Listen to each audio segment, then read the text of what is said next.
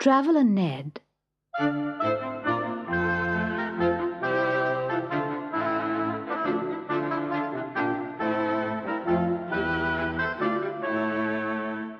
was once a young fellow called Ned who travelled across the country, earning a meal here and a bed there, and sometimes a coin or two. He could harvest corn and play the fiddle, shoe horses and write letters, shear sheep and sing songs. He could do none of these things very well, but people were pleased enough to see him coming and gladly gave him work. Now one day, young Ned was travelling through a distant part of the country where he had never been before. He was tired and hungry, and it was beginning to rain. In the distance, he could see the towers and battlements of a castle. "There will be work there for sure," he said to himself. "Kings live in castles, and there's always much to be done in a royal household. There are bound to be boots to clean, dishes to wash, and horses to groom and shoe. And kings are often of a musical turn of mind, and my songs have been much admired."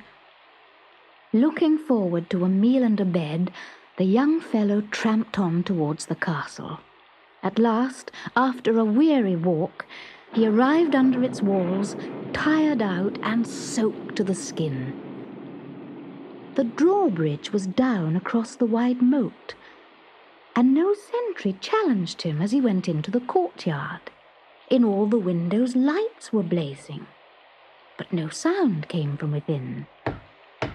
The great door stood open, and when no answer came to his knock, Ned stepped inside.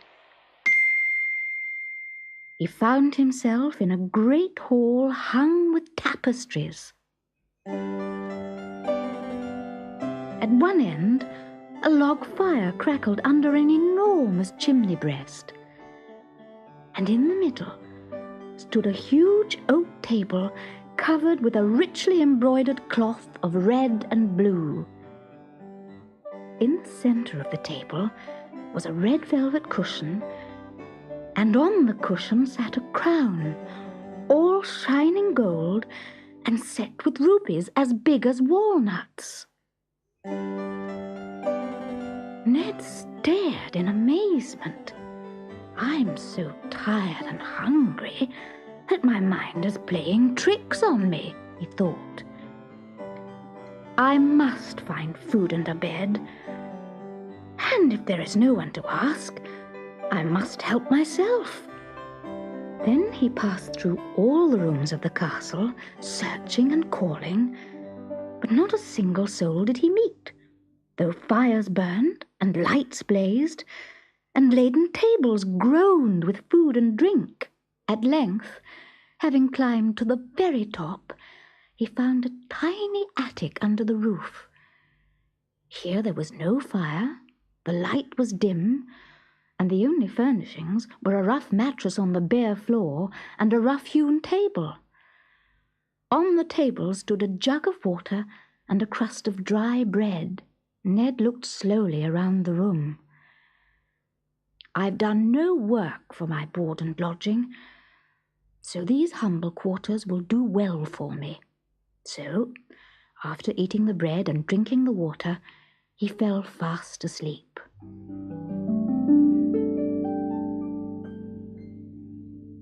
No sooner had he fallen asleep than he began to dream. And in the dream, a white swan came to him and spoke. "The crown is yours," it said softly. "Wear it and be king." In the morning, Ned awoke refreshed and laughed as he remembered his dream. He passed once more through all the rooms of the castle, where the fires still burned, the lights still blazed, and the food on the tables lay untouched.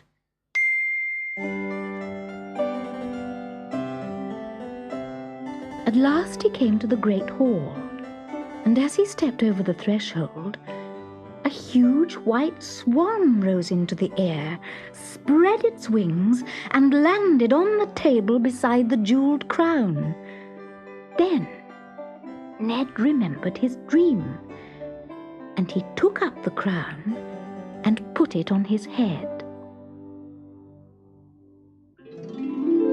There came a sound like the ripping of 1,000 silk sheets, and a flapping and a fluttering of feathers. The swan disappeared, and in its place stood a beautiful princess in a white gown encrusted with pearls and threaded with satin ribbons. She walked up to Ned and took him by the hand. "You are the first traveller in many sad years who has taken only what he deserved," she said. "Others have eaten like swine, drunk like fishes, wrapped their bodies in silken robes, and thrust their boots between white satin sheets. By your honesty, you have broken the witch's spell under which I have been sleeping, and you have set me free. Now you shall be king of this castle, and I, if it pleases you, shall be your queen." She led the astonished Ned around the castle, now bustling with life. Maids were working in the kitchens, footmen hurried from room to room, grooms led horses from the stables, gardeners tended beds of roses, musicians played and sang. Ned could not believe his good fortune, for the princess was charming, and the crown not too heavy. And the two of them lived happily in the castle for the rest of their lives.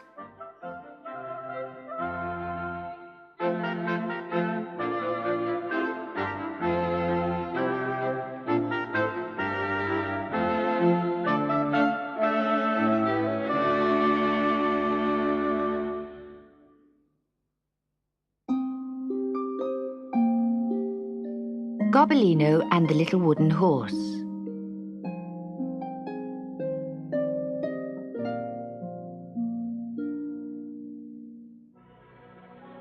As the first shade of evening crept across the plain, Gobbolino and the Little Wooden Horse, pursued by a pack of baying hounds, sought refuge in the deserted churchyard. Suddenly, an old priest opened the church door, and the two friends flew towards him. The next moment there was a fearful clanging of bells.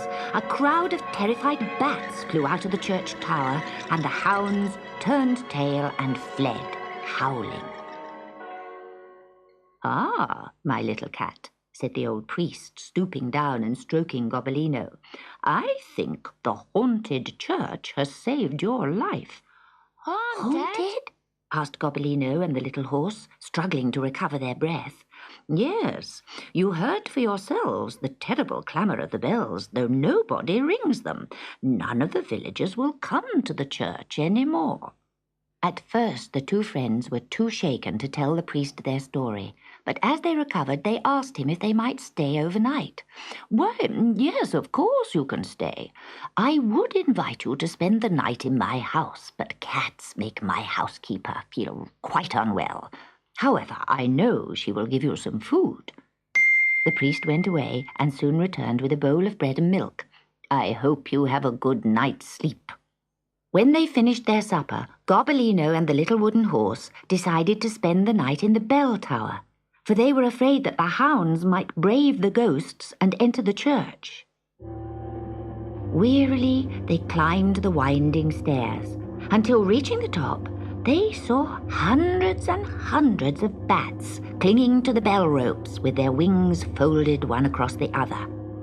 Suddenly, one of the bats called, "It's time to get up, brothers! Now, now!"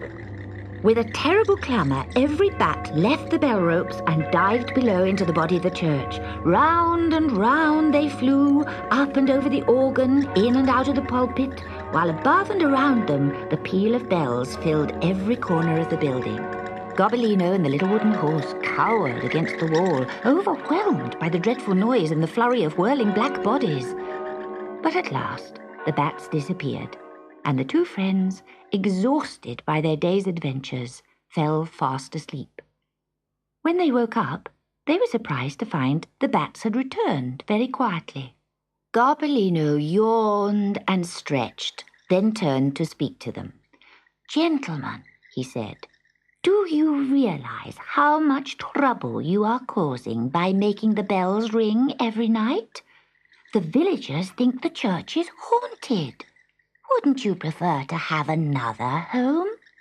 Why, yes, we would, said the bats. It's very noisy and crowded here. Up in Hurricane Mountain, where I used to live, there are hundreds of empty caves. There's room for thousands of bats. Are you sure? Do you promise? Asked the bats. I am sure, and I promise. But you will have to enter the caves quietly, because a witch lives in the highest cave, and if you annoy her, she might turn you into something horrid. 2 by 2, the bats left the ropes and vanished in the early dawn towards Hurricane Mountain.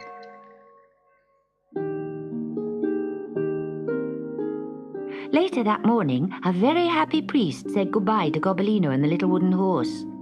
I can hardly believe it, he said. Who would have thought that the haunting which terrified the village was nothing more than the bats jumping off the bell ropes? I will always be grateful to you, my good little friends. So the two again set off for Hurricane Mountain to find Gobbolino's twin sister Sutika. The way was long and difficult, but eventually they saw that they were within reach of the great purple mountain. They did not notice the small black cloud which was forming over the peaks, a cloud that circled and quivered and gradually became bigger and bigger. The cloud began to advance towards them, and at the same time there was a high, screaming sound. The little wooden horse looked up to see the cloud swoop lower and lower till it was flying just above the level of the plain. In an instant he knew what it was. The bats were coming back. After them!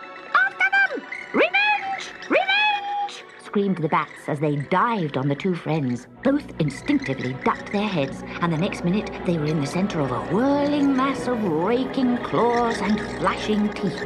Gobbylino bit and scratched and tore, and the little wooden horse battered.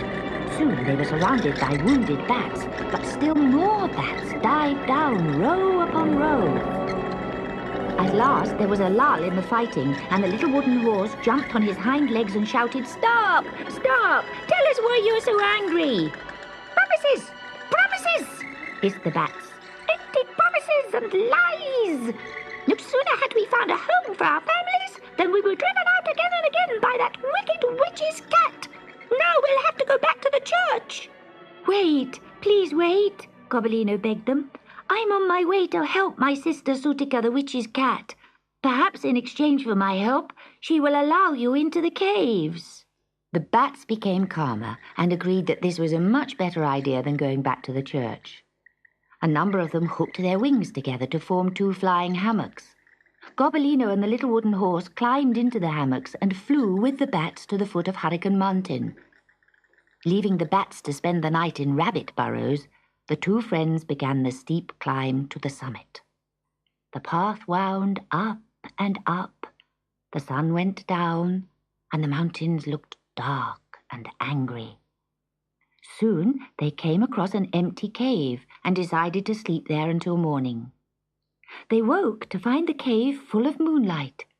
Standing in the middle was a small black cat with a suspicious, fierce face and flashing green eyes. "Sister! My sister Sutika!" Gobbylino cried. "Is it really you?" The 2 cats fell upon each other, licking and purring. "I came as soon as the owl brought your message," said Gobbylino. "Why did you send for me, sister?" Sutika's green eyes filled with tears. "I want to be a kitchen cat," she sobbed. "I'm tired of being a witch's cat, being wicked from dawn to dark. I don't enjoy it anymore. I want to be good like you."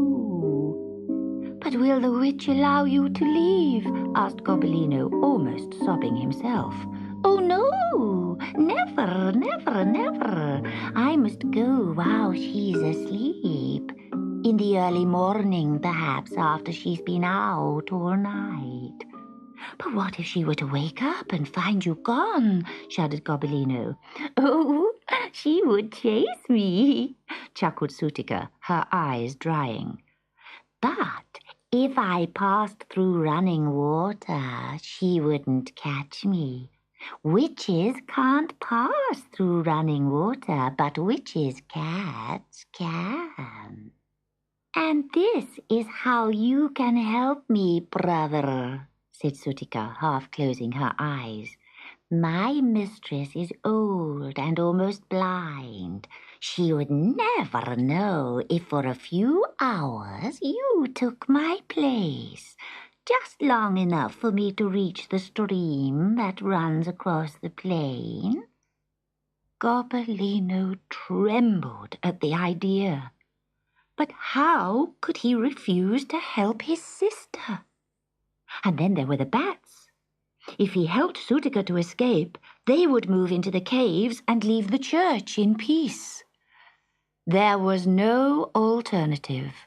The next morning, he would have to return to the witch's terrible cave.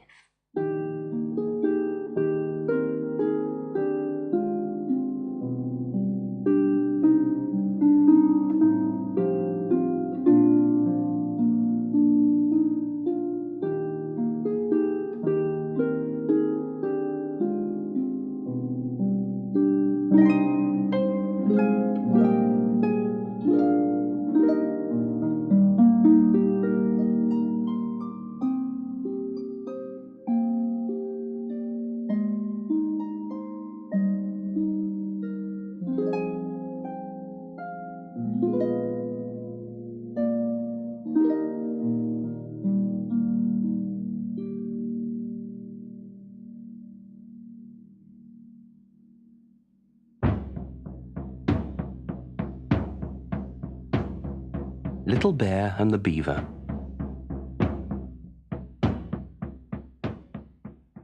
Every day Little Bear went to the oak tree at the edge of the forest to practice shooting. He practiced until his arms ached from holding the bow. He practiced until his fingers became numb from clutching the arrows. But no matter how hard he tried, no matter how carefully he took aim, he just could not hit the gnarled trunk of that big oak tree. He cheated a little and moved closer, but still he couldn't hit it. He moved up even closer, and then a little closer still, until he was so close he just couldn't miss. And all the arrows hit the trunk of the tree, one after the other.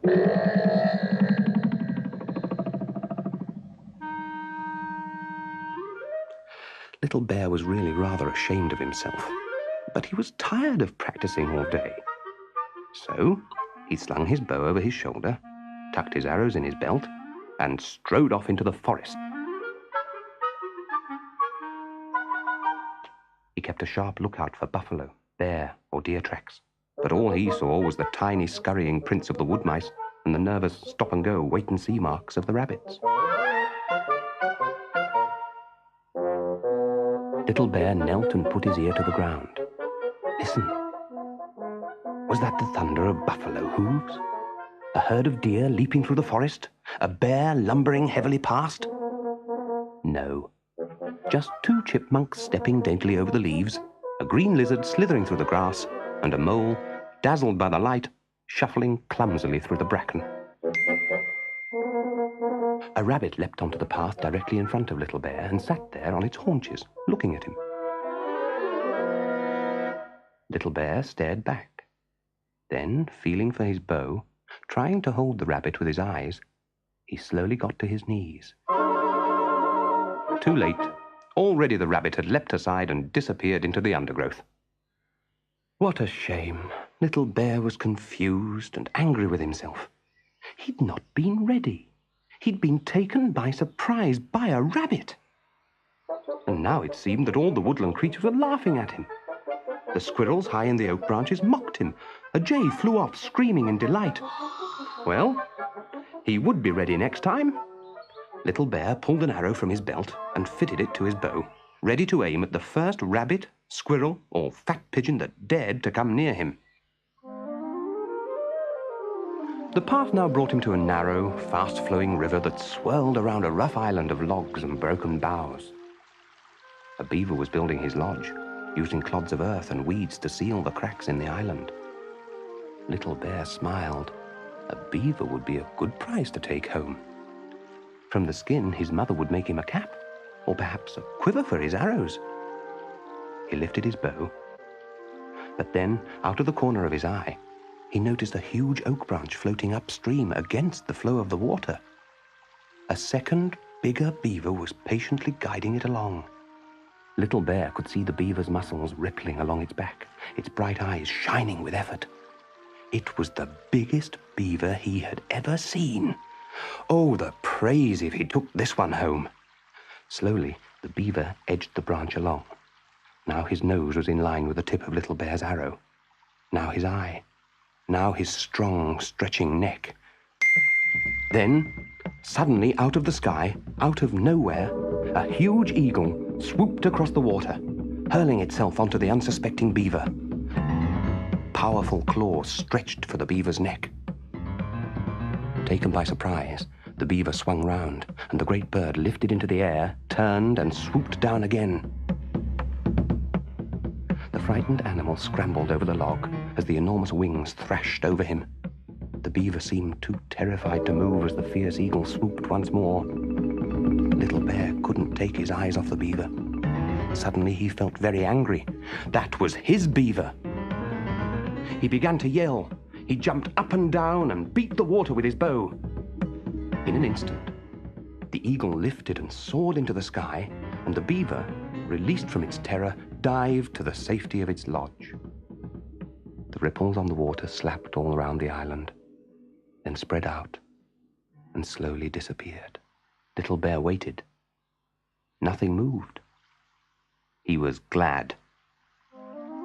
Now he did not want to catch that beaver. He did not want him for a cap or a quiver for his arrows. He was glad that the beaver had got away.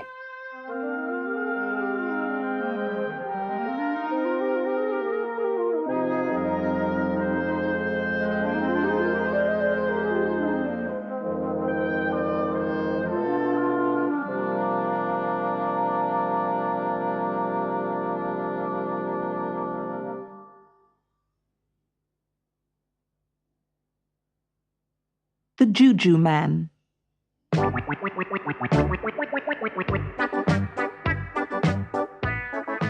In a cave in the middle of a forest, there lived a Juju Man who made magic. The people who lived in the forest were afraid of the Juju Man, so they gave him presents to make him like them.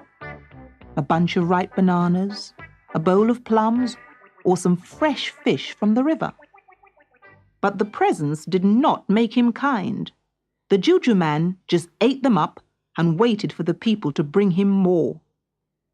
A little girl named Lily lived in the forest. When she had nothing special to do, she often hid among the bushes and watched the cave where the Juju Man lived. She liked to watch him when he swept out his cave with a broom of stiff leaves. When he did this, he put all his belongings outside the cave, so that he could sweep in the nooks and corners. He had so many things. Lily thought he must be very rich. There were more things in his cave than in the whole forest. One evening, when Lily was watching from among the bushes, a striped tiger strolled past the cave. The Juju Man came to the door and said kindly, "Good evening, striped tiger. Will you come in and have supper with me? I have plenty for the two of us." "Thank you," said the tiger, and he went into the cave. Lily waited and waited, but the tiger never came out again. The next time the Juju Man swept out his cave, Lily saw that he had something else new. It was a striped mat for the floor. She wondered where it had come from. She had never before seen a mat like it. One evening, a grey monkey with a long tail frisked past the cave. The Juju Man came to the door and said kindly, "Good evening, grey monkey. Will you come in and have supper with me? I have plenty for the two of us." "Thank you," said the grey monkey, and he went into the cave. Lily waited and waited, but the monkey never came out again. The next time the Juju Man swept the cave, Lily saw that he had something else new. It was a grey fur hat with a long tassel. He wore it on his head while he swept, and the tassel swung to and fro. She had never before seen a hat like it. Then one evening, a pink parrot flew by the cave. The Juju Man came to the door and said kindly, "Good evening, pink parrot. Will you come in and have some supper with me? I have plenty for the two of us." "Quack, quack, thank you," said the pink parrot, and he went into the cave. Lily waited and waited, but the parrot never came out again. The next time the Juju Man swept out his cave, Lily saw that he had something else new. It was a fan made of pink feathers. This time she guessed what had happened. She knew he had turned the parrot into a fan. She also guessed what had happened to the striped tiger and the grey monkey. They had been turned into the striped mat and the hat with a long tassel. Lily made up her mind not to let the wicked Juju Man turn her into anything by his magic. But one day, when she was hiding near the cave, she saw that the Juju Man was asleep. She crept into his cave on tiptoe to see the magic things he used when he put spells on people. She saw a bone in a corner. Perhaps it was a magic bone. She was just going to touch it when the Juju Man sat up and grabbed her tightly with his hands. "Little black girl," he said kindly, "will you have supper with me? I've plenty for the two of us." "No, thank you," said Lily. "I have had my supper." "Never mind. You can stay here with me and have some more of my supper. You must, or I will have to make you." "Very well," said Lily, who knew she could not get away from the Juju Man. He was so strong and cunning. The Juju Man began to stir the broth which was cooking on the fire. "You have some nice things in your cave. I think you must have everything you need." "There is just one thing I want. That's a stool to sit on." "What kind of a stool?" "A little black stool." Then Lily knew that she must be very careful indeed, or the Juju Man would turn her into a black stool. When the broth was cooked, he put some into 2 bowls, and when he thought Lily was not looking, he put a pinch of powder into 1 bowl and whispered some magic words. He gave this bowl to Lily and kept the other for himself. But when he was fetching 2 spoons and his back was turned, Lily changed the bowls round. She gave him the one with the powder in it. "Eat up your broth. Eat it up like a good girl. It is too hot. Then blow on it." So Lily blew on her broth. "Now eat it up. Spoon it up," said the Juju Man, dancing up and down. "I don't know how to use a spoon. Please show me. We haven't any spoons in our hut." "Watch me. Hold the handle like this. Dip the other end in like this. Lift it up and drink." The Juju Man drank a spoonful, and she tried to copy him. But her hands were shaking so much that she spilled the broth on the floor. "Hurry up, hurry up. Let's have a race to see who can finish first." Lily ate as fast as she could, but the Juju Man was winning easily. When the Juju Man had eaten half his broth, he began to shrink and shrink. He grew smaller and smaller. His head got flatter and flatter. His legs got shorter and shorter. And in no time at all, he had turned into a little black stool. Then Lily looked around the cave and found a pot of magic powder that the Juju Man had sprinkled on the soup. She put a pinch on the mat and the hat and the fan, and they turned back into the tiger, the monkey, and the parrot. Then they all danced for joy and ran home to their mothers. And though the Juju Man was now only a black stool and quite safe, they never went near his cave again.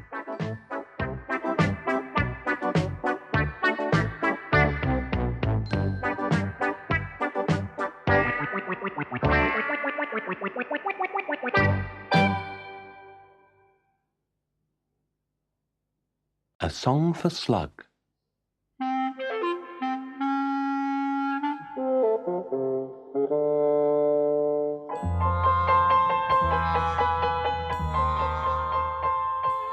I just don't understand, said Slug sadly to himself one day, why nobody loves a slug. I don't smell nasty. I don't make a noise.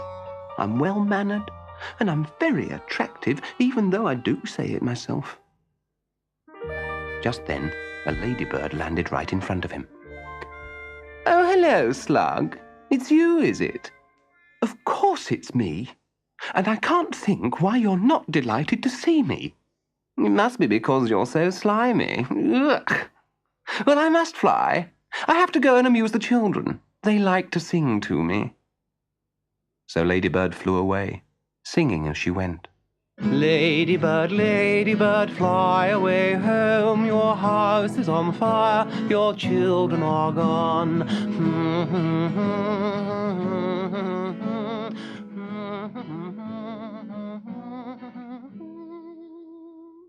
Slug was now even sadder than ever.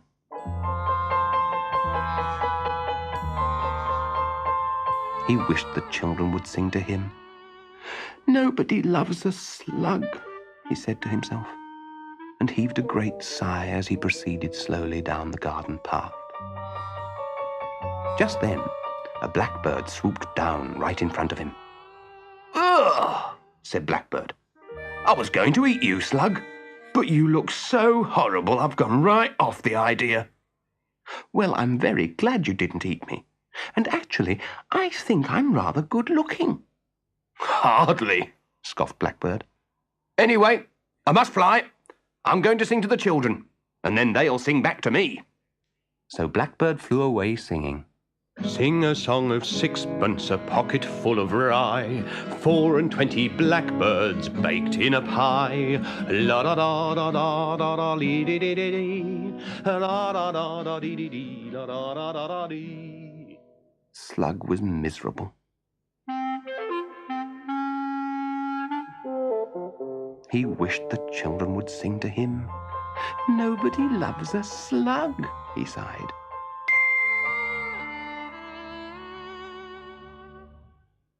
Just then a robin landed on a post right in front of him. Hi, Slug. What are those horrible growths on your head? Those are not growths. Those are my dear little antennae. They help me on my way. Oh, sneered Robin. Well, I must fly. If I sing to the children, they'll sing to me.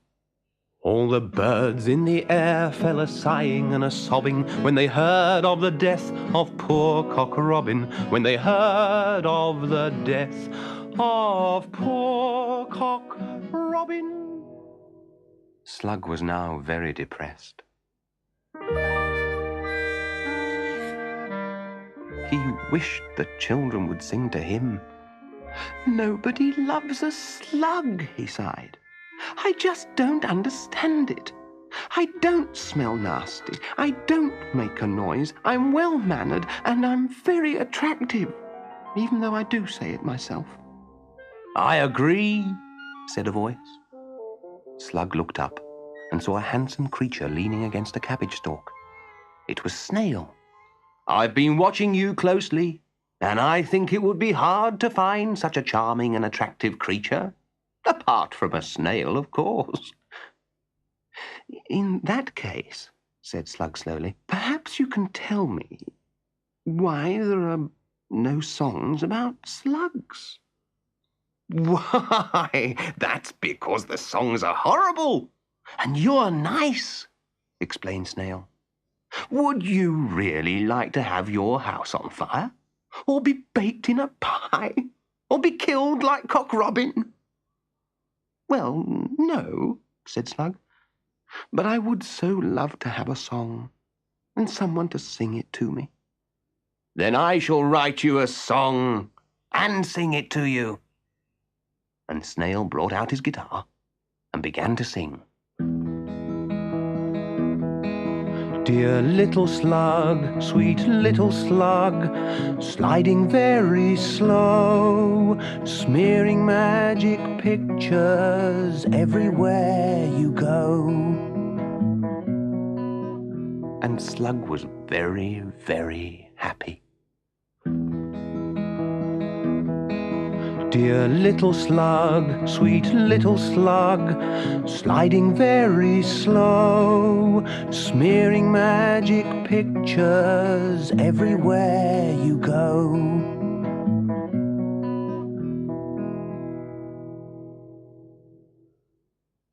Larkspur Gets Her Wings. Larkspur the fairy stared at her reflection in the deep, clear pool. "Oh, why don't I have wings?" she wailed. "Why am I such a bad fairy?" Her eyes filled with tears, so she did not see a new reflection appear in the water. It was only when the fairy queen spoke softly to her that she looked up. "You're not a bad fairy, Larkspur. You're just taking a little longer than usual to learn a few things. Now dry your eyes and tell me what you see in the pool." "I see a beautiful queen and an ugly, miserable little fairy." "There's no ugly fairy here, Larkspur. But there is a pretty fairy who has a frown on her face, and fairies shouldn't frown. They should smile.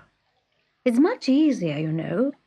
Larkspur looked at her frowning reflection and smiled. Then she frowned and smiled again. "Well, you're right," she cried.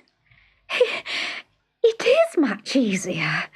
"There's something else all fairies should do," said the Queen. "They should always listen very carefully. You never know who will call for help or when. Now go along home and remember what I've said." Early next morning, Larkspur was woken by the cheerful song of Beryl Blackbird. "Thank you, Beryl," she called as she stepped outside her house. She smiled at the flowers and listened to the early morning sounds. It was then that she heard a strange noise coming from the direction of the pool.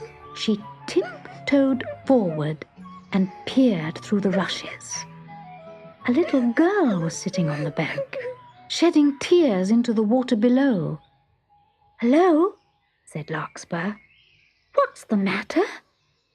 The girl stopped crying and stared. "It's all right. I'm real," whispered Larkspur. "I'm a fairy, so perhaps I can help you." The girl picked up a doll from the long grass. I've broken Lucy," she sobbed. Her face is all dirty and torn." "Let me see her. Dear me, she really is a mess, isn't she? Never mind. I think I know what to do." Larkspur took a tiny box of magic dust from her pocket. Then, sprinkling the dust over Lucy's face, she chanted, "Magic dust, please make haste. and give Lucy a brand new face.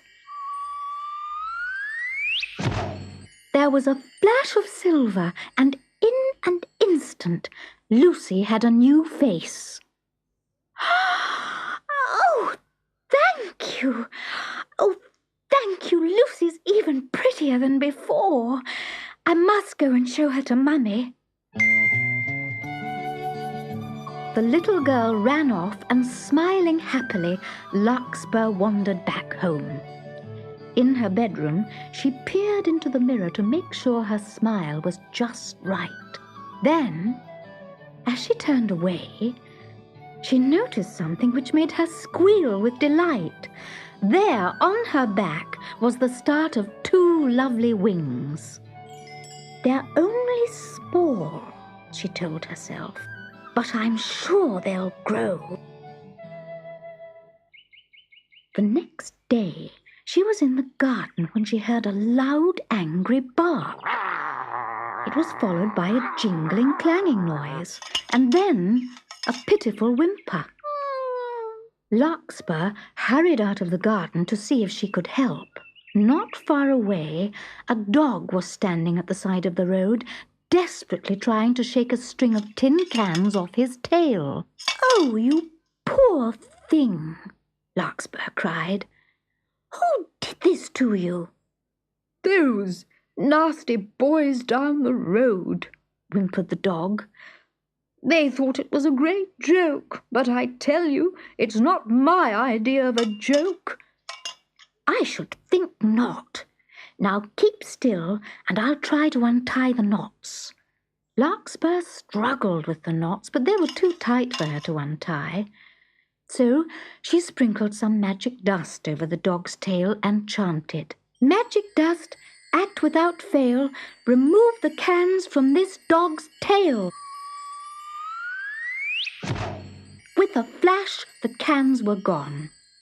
The dog barked his thanks, and cheerfully wagging his tail, he trotted off down the road. Larkspur went to sit by the pool for a rest. It was a windy day, and the water rippled round the rushes. But for a brief moment it became quite still, and she saw her reflection. "Oh, my wings! They're nearly full grown. How beautiful they are." Suddenly she heard a voice. "Joey? Where are you, Joey?" And then an old lady carrying an empty bird cage was standing right beside her. Oh dear, I forgot to shut the window and my parrot flew away. Oh, I do hope he's all right." "Don't worry," said Larkspur gently. "I'll find him. Why don't you sit down here and rest?" Larkspur whistled a special note and waited. There was no answer. She wandered through the woods, every so often stopping to whistle. At last, she heard a faint whistle in reply.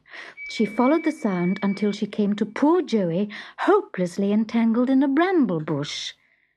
Then, sprinkling the magic dust over the bush, she chanted, "Magic dust, please don't amble. Release poor Joey from the bramble." There was a flash, and in an instant Joey was back in his cage. The old lady was delighted, but Larkspur was so tired that all she could think of was how to get home quickly to bed. "You could try flying, Larkspur." Larkspur turned, and there behind her was the Fairy Queen. "Well done, my dear. Like all good fairies, you have learnt to smile and show kindness to others. You deserve your beautiful wings." Larkspur smiled thankfully. Then very proudly she fluttered her wings and flew all the way home. She could have cried for joy. At last, she was a fully fledged fairy.